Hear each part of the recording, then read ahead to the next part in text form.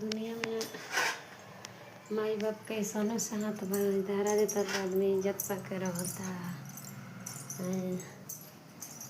भैया भाभी सब लोग के गोड़ छुके गोड़ लागतनी।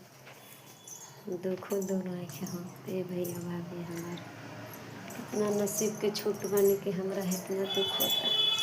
हितई हितई रहतनी हितई लइका नहीं पहुँचौले बनी दूर के यहाँ बनी ननद के का करम ऐसा मुसीबत भाई भैया मुसीबत के हार करी नहीं भैया इतना तनी तब हमार ना जैसे नहीं खेलतानी लोग कहते लोग के चल अपना घर केहू नहीं खे भैया।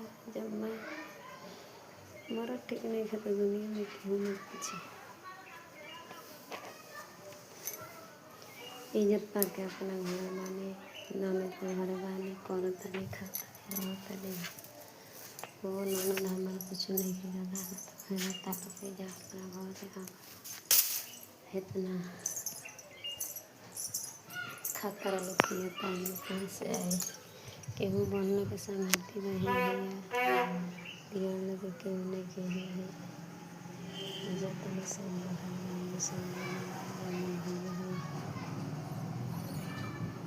टेंशन से कुछ नहीं।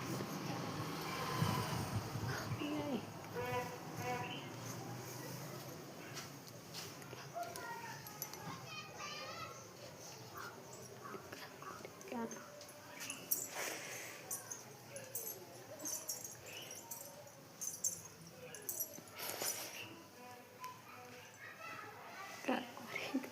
कोई पाती वाला हमारे संतान उसके मर जाए तो क्यों कुछ नहीं होना रही।